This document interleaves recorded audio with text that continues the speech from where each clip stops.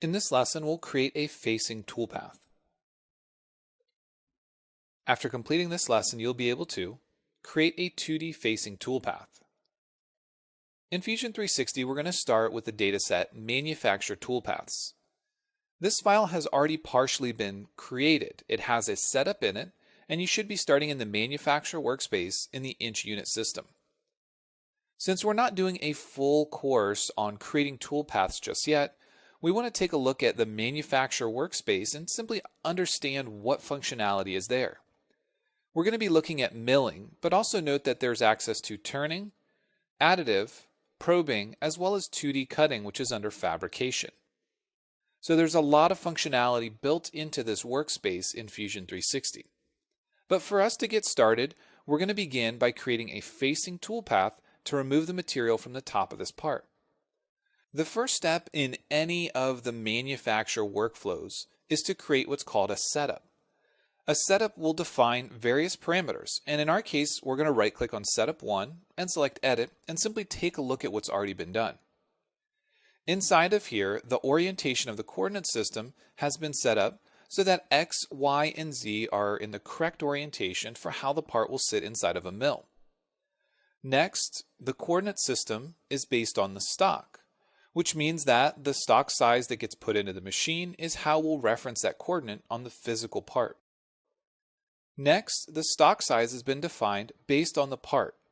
This can be done as a relative size box, fixed size, from a solid, or even from another setup.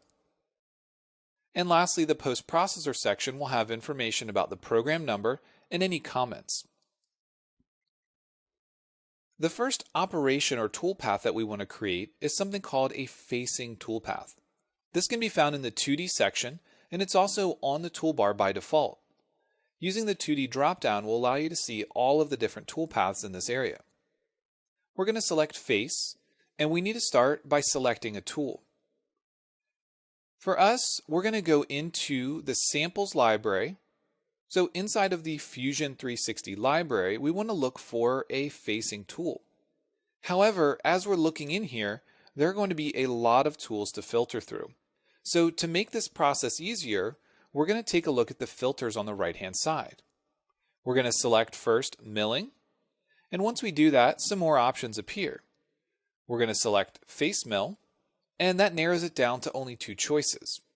There's a face mill in the Inch Tutorials library and a face mill in the Metric.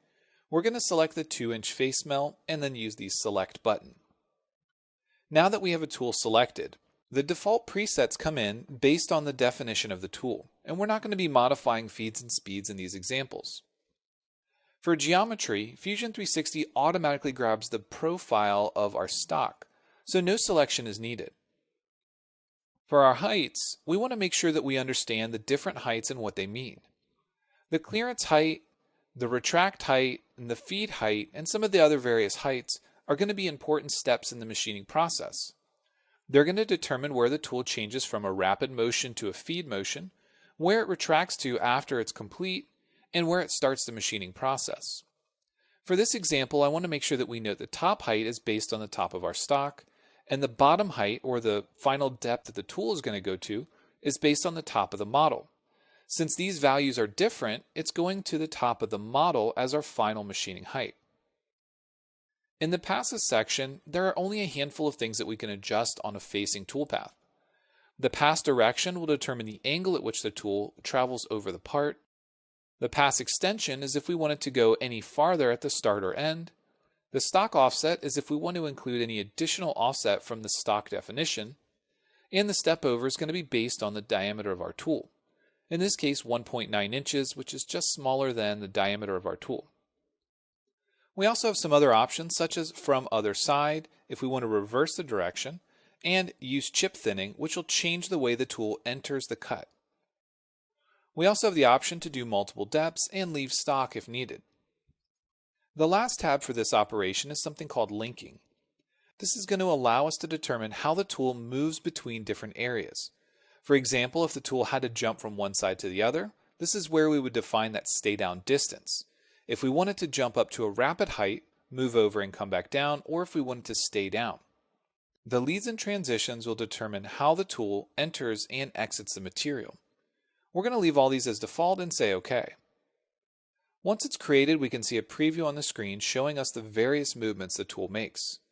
We have the red as the starting, a yellow movement, which is rapid, the green is one of our leads and transitions, the blue is a cutting motion, the green here again is a lead or a transition, blue is cutting, this green is transitioning out, and the yellow is rapiding up to our retract height.